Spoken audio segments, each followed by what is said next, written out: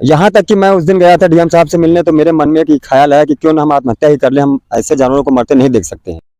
आप हमारे पीछे इन जो गायों को देख रहे हैं इस वक्त, ये तस्वीर है उन्नाव के आटा नगवां क्षेत्र की, जहां पर ये इस तरह की गाय काफ़ी ज़्यादा भुखमारी और बीमारी से ग्रसित होकर के मर रही हैं।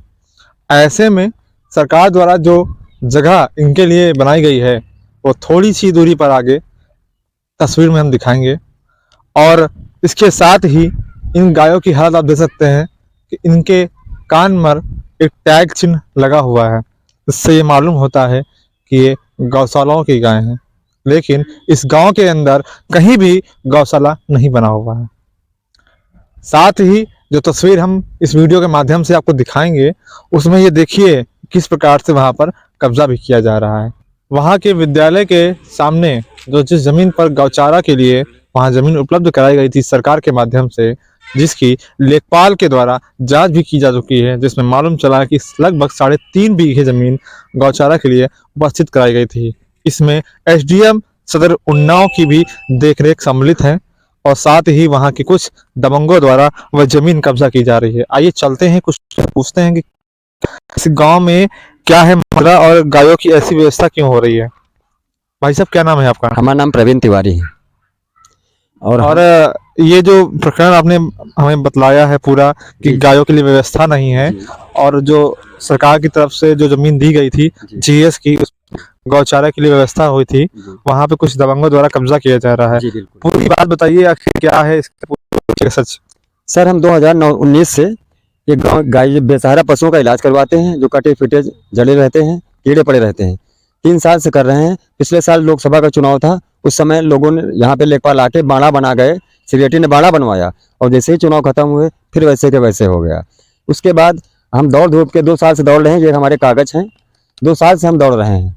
और जब कागज हो गए वहाँ से, यहाँ पे लेखपाल ने जमीन चिन्हित कर दी। उसके बाद कुछ अराजक तत्व किस्म के लोग मिलकर उस जमीन को ग्रहण कर लिया है। हम दर बदर भटक रहे हैं, लोगों से सहारा मांगते हैं, यहाँ पे कहीं कोई मिल नहीं रहा है। सदर उन्नाव डीएम साहब पोर्टल पे भी डाल चुके हैं, पशु चिकित्सक के पोर्टल पे डाल चुके हैं, सारी कार्रवाई कर चुके हैं। यहाँ तक कि मैं उस दिन गया था डीएम साहब से मिलने, तो मेरे मन में एक ख्याल आया कि क्यों ना हम आत्महत्या ही कर लें, हम ऐसे जानवरों को मरते नहीं देख सकते हैं। उनकी जमीन यहाँ पे इस गांव में ग्राम सभा में कम से कम 20-22 बीघे जमीन है गौचर की। वो सारे लोग जो है दमन किस्म के लोग अधिग्रहण करे हैं और इनको जो है दर बदर। क्या उन दबंगों में यहाँ के जो आटा के प्रधान हैं, जिसका नाम शायद रईस अहमद जी हैं, तो वो भी दबंगों की श्रेणी में ही हैं?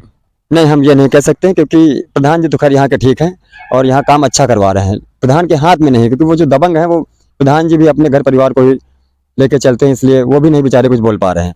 इसमें ब्लॉक कर्मचारी, तहसील कर्मचारी और अधिकारी क्षेत्रीय और दबंग लोग, ये लोगों की मिली भगत है जो ऊपर तक बात नहीं पहुंच रही। हमारे योगी साहब का कहना है कि बेसहारा पशुओं में जरा सी भी लापरवाही क्षेत्रीय अधिकारियों के लिए महंगी पड़ेगी, लेकिन यहाँ पे कोई सुनवाई नहीं।